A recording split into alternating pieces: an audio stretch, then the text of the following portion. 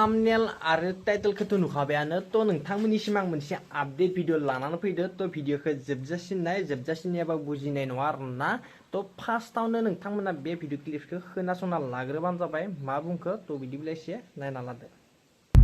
आं UPPL पार्टीनि सोमोन्दै बुंनो सानदों जिहेतु 5 इयार्सआव थांनाय 5 बोसोराव जेबो एजेन्डा कुनु डेभलपमेन्टनि एजेन्डा गैयालासेनो जेबो कुनु माने डेभलपमेन्ट बा कुनु फाइनेन्शियली जेबो डेभलपमेन्ट गैयालासे बा जेबो माने जेरैथिंबो कुनु डेभलपमेन्ट गैयि जेबो एजेन्डा गैयि पार्टी सालायबोनानै दिनै बे राकेश जाम्बाया माबा बे जोंनि मुस्लिम भाइफोरनि टपिकखौ लानानै दिनै पलिटिक्स गेलेनो नागिरदों। माने UPPL आव ओरैबायदि मूर्ख लिडार दङ तारमाने पाब्लिकनि माबायदि डेभलपमेन्ट खालामनांगौ एजुकेशन पारपासाव माबायदि डिसिजन लानानै रायलायनांगौ माबायदि डेभलपमेन्ट खालामनांगौ बिनि जेबो एजेन्डा गैया। माबा टपि लानानै एजेन्डा माबा टपिकखौ लानानै पलिटिक्स मुस्लिमफोरनिखौ आरो ओरैहाय माबा वान जब माबा वान भट वान जबनो बबे फाग्लायावलाय मोनसे भटआव सोर फाग्लानो मोनसे जब होनो हानांगौ जाखो माने जेबो खर'नि जेबो गैया। ओमफ्राय UPPL आवथ' बहुत गोरों मानसिफोर दङ वेल एजुकेटेड दङ लेखा गोरों मानसिफोर दङ बिसोर मा जाम्बा नामा? दिनै बे राजुआ जि बुंदोंमोन जे सासेल' देरहाबाबो सरखार दागोननो बे नोंसिनि क्वालिफिकेशन सार्टिफिकेटखौ बिसिना लाजोबदो जाम्बाफोर बेबादि एफा मोजां लेखा फरायनानै एफा जाम्बा बादि लिडारफोरजों नोंसोरो सालायजानो नाङा। अबे संबिधानाव नुनाय नोंसोरो जे सासेल' देरहाबानो सरखार दानाय सासेल' देरहाबाबो सरखार दानाय बबे फाग्लायाव नुनाय? बे UPPL आव बिसिबां वेल एजुकेटेड हाई क्वालिफिकेशन दङना लेखा गोरोंफोर नोंसोर बे सार्टिफिकेटखौ बिसिनानै लादो। एफा जाम्बा लिडारफोरजों बेबादि सालायजानांगौ दरखार गैया। UPPL आव कुनु डेभलपमेन्टनि एजेन्डा गैया। बिसिना बे मुस्लिम भाइफोरनि टपिकखौ लानानै एजेन्डा माबा मोनसे भट होबा मोनसे न'खराव मोनसे साख्रि बेफोरबादिजों थगायजाबाय थागोन नोंसोरो मिन्थिबाय? लाब गैया बेफोरबादि गोदाव सोराव लामा देखायग्रा लिडारफोरजों थानानै लाब गैया। बेफोरबादि पार्टीखौ जों जायगा होनोनो नाङा। मोजां बुजिनानै नाय बे सासेल' देरहाबाबो बे सरखार दाग्रा लिडारजों थायो नामा? जाम्बा मूर्खफोर गोदाव सोराव। जानो हागौ नोंथांमोना बे भिडिअ क्लिप्सखौ नुबाय ओमफ्राय आरो मोनसे बावदों आरोना भिडिअ क्लिप्स बे भिडिअ क्लिप्सखौ नोंथांमोना एसे खोनासंना लानो हागोन मा बुंखो थ' बिदिब्ला एसे खोनासंना लादो। प्रमद बर' सारा मा होनखो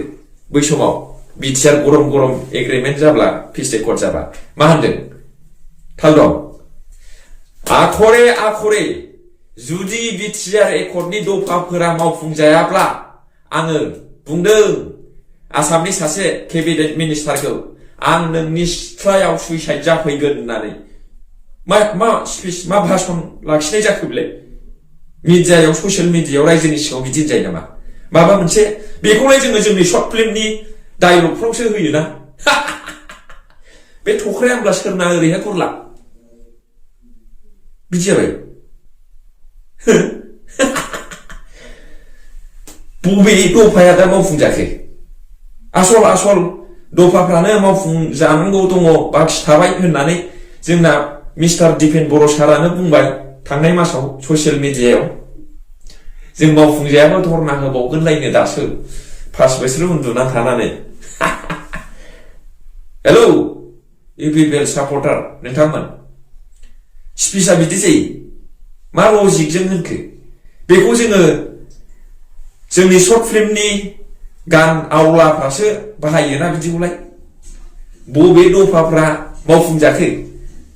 बहाथो बड'फा उपेन्द्रनाथ नेशनेल इउनिभारसिटिया बरमायाव जानो गोना बबावथो रेल फेक्टरिया बबाव NIT बहा खालामखो? बबाव स्कुल जे प्रभिन्सियेलाइजनि दफा दंमोन बबे स्कुलखौ प्रभिन्सियेलाइज खालामखो? हेलौ मिस्टार प्रमद बर' सार बिदि थगायो मानसिखौ कुनु बानबुंथायानो थिग नङा। एखेबारे मा रोखोम स्पिच लाखिनांगौ बिनि खुनु थालखौनो लाया First of all, you have to learn how to keep peace in front of public. You people, leaders. Learn in a good manner. This is practical Busumatri. I wanna promulgate this.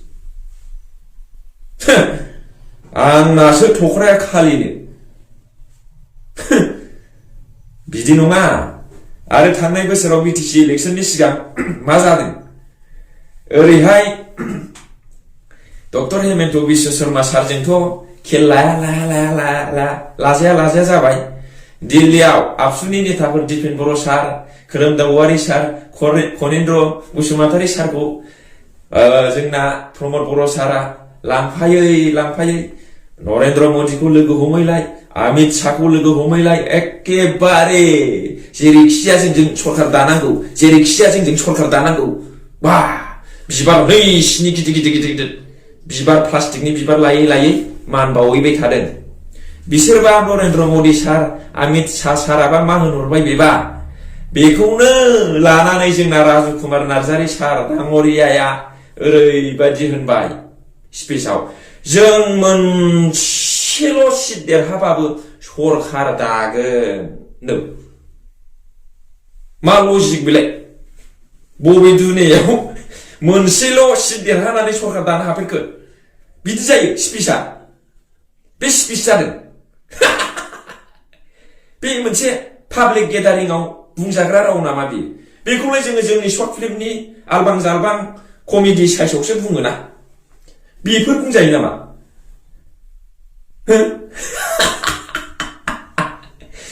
मोनसेल' इउपिपिएलआ मोनसेल' MCLA seat देरहाबाबो जेबो नङा जोङो मोनसेल' देरहाबाबो सरकार दागोन बा मा राव बेलाय बे मोनसे भाषण जादों बे मोनसे स्पिच नामा What kind of speech is this? बे खोथा जादों नामा आरो गान दिहुनबावबाय जोंना राजु कुमार नार्जारी दाङरियाया मोनसे गान दिहुनदों आं खननि ओइबार खेला जागोन बे खेलायाव राजु नार्जारीया देरहागोन बे खेलायाव प्रमद बर'आ देरहागोन बिदि जायो गाना ओइबार खेला जागोननो बे खेलायाव राजु नार्जारीया देरहागोन बे खेलायाव प्रमद बर'आ देरहागोन नै जोबनायाव गाम्बारि रेजेक थप्थानि बाख्ला गुगानाय बायदि जलदब मा स्पिच जाखो बे मा स्पिच जाखो ओंखायनो आं बुंदों दिनै नैबे थख्राया नोंसिनि इउपिपिएलनि सापर्टार आरो इउपिपिएलनि लिडारफ्रासो थिक खालामनांगौ किसमिस हारसाफ्रा बेंगली राजबंशी बाङाली आसामिस मारवाड़ी बिहारी बिसोर किसमिस जायो किसमिस माने राइजिन बै ड्राई किसमिसा बिसोरो हारसाफ्रा मा खालामो लाब्रायावबो जायो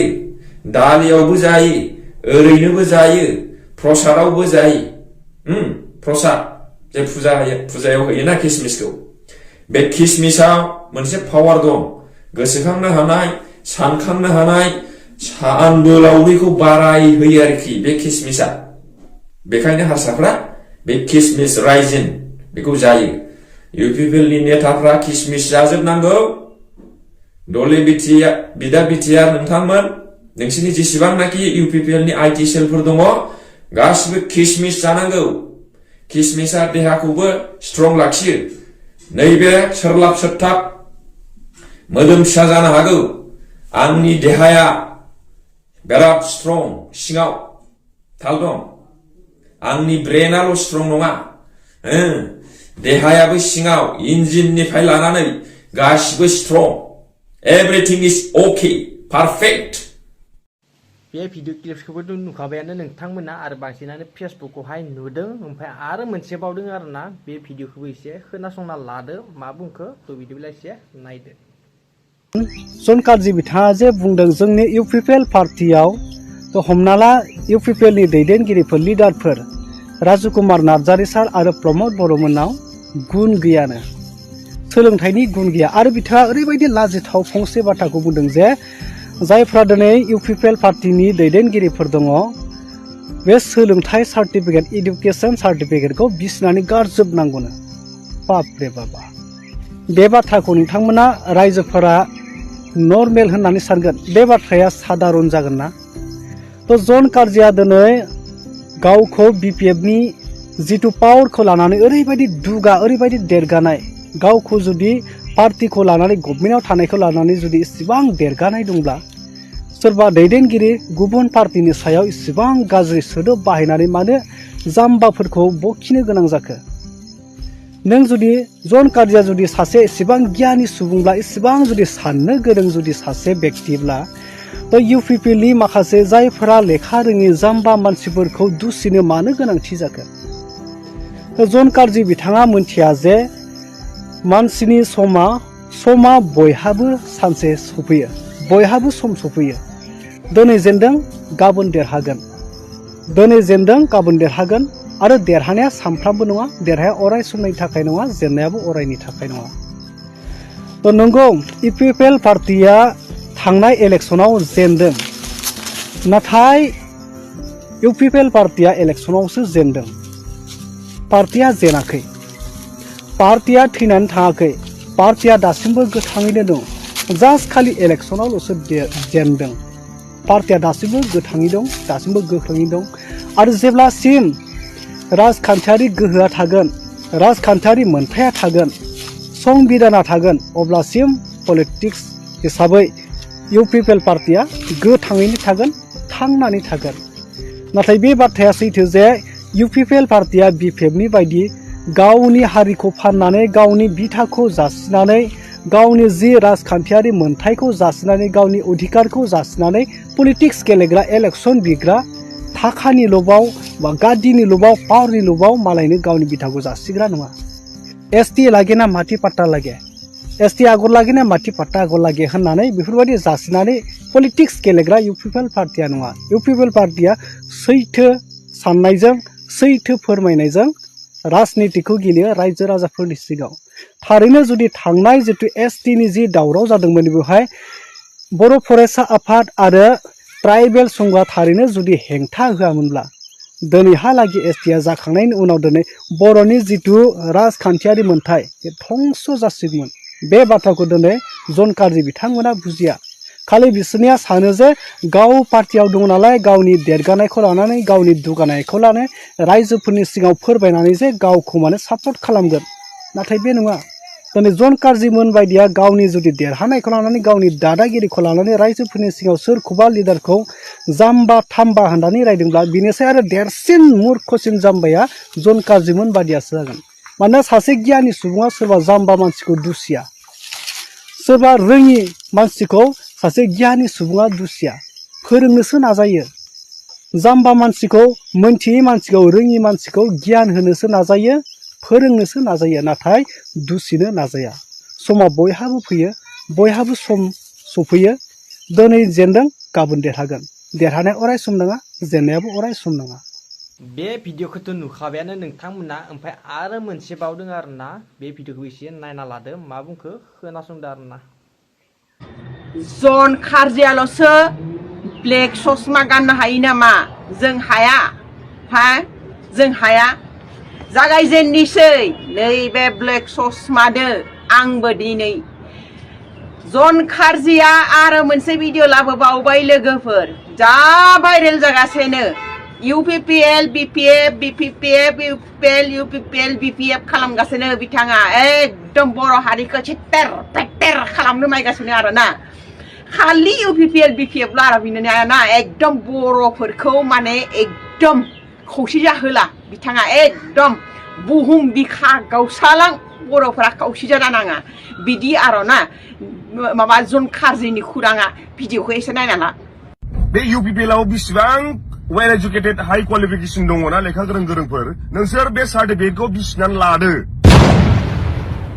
जाम्बा मूर्खफोर दा नुबायना नोंथां मा बुङो एकदम अल एजुकेटेड माने बि इउ पि फेलाव थानाय एजुकेटेड मानसिफोरा माने एकदम सार्टिफिकेटखौ बिसिना लाजोबो आरोना बिनि मथेबा गावा जि लेखा फरा गोदो गियानि आरोना बे माबाया जन खारजिया मानसिखौ नायलाय नोंसोर मानसिखौ नायलाय बे मानसिखौ नायनानै नोंथां मुवा मा सानो बर'ना बे मानसिया बर'ना आंनि मथेबा बिनि बिमा बिफाखौ सोंनांगोन खांनायसोना माबा दैसागराव मोननायसोना माबा बांलादेशनिफ्राय थिखांना लाबोनाय बे आंनि मोखां महराथ' बेहा बांलादेशसो नायलाय मोखां महरा बांलादेशि नङाना नङा नों बेहा मोखाङा खोनासं जन खारजि नार्जारि हे बे पलिटिकेल पार्टिया 5 बोसोरनिल' थायो मालाबा बिपिएफआ फैगोन मालाबा इउपिपिएलआ फैगोन मालाबा इउपिपिएलआ थांगोन मालाबा बिपिएफआ थांगोन बिदिसो 5 बोसोरनिल' गेरेन्टि बेयाव सोर फैगोन सोर थांगोन सोर फाया सोर फैगोन बेखौ पाब्लिकआ डिसाइड खालामगोन नों नङा आरोबाव मोनसे भिडिअ खिथिनो थांगासिनो आङो माने इउपिपिएल आव ओरैबायदि मूर्ख लिडार दङ तारमाने पाब्लिकनि माबायदि डेभेलपमेन्ट खालामनांगौ एजुकेशन पारपासाव माबायदि डिसिसन लानानै रायलायनांगौ माबायदि डेभेलपमेन्ट खालामनांगौ बिनि जेबो एजेन्डा गैया र' इसिबां मानो दावगायो नोंलाय नैबे भिडिअखौ नायना लाब्रा जन खारजि मुर्दाबाद मुर्दाबाद मुर्दाबाद जन खारजि मुर्दाबाद मुर्दाबाद मुर्दाबाद बुकिलाबाय नहक महक सैमा फाग्ला हेन बुकिलाबाय थायो मानसियानो महर मोखाङाव एकदम माबा बोरमा मोसौ फाननाय होनसै बे फाग्लाया बुकिबाय थायो थोद साला जाम्बा जानो हागौ नोंथांमोना गासै भिडिअखौबो नुखाबाय ओमफ्राय आरो बांसिनानो फेसबुकफोराव नुखादों थेवब्लाबो आं बे भिडिअखौ जास्ट ओरैनो आपडेटनि थाखायल' लाना फैनाय जाबाय सोर मा बुंदों मा बुङाखै आं बेखौ आपडेट खालामना होयो आरोना तो गासिबो शेयार खालामना हो भिडिअखौ गासिबो कमेन्ट खालाम आरो जुदि चेनेलाव गोदान फैदो चेनेलखौ साबस्क्राइब खालाम बांसिनानो भिडिअखौ नायनानै थाङो नाथाय चेनेलखौ साबस्क्राइब खालामानो जाबाय आरोना तो बिदिब्ला नेक्स्ट भिडिअ लोगो मोनसिगोन दिनैनि आपडेट भिडिअ बेखिनियानोसै बाय लोगोफोर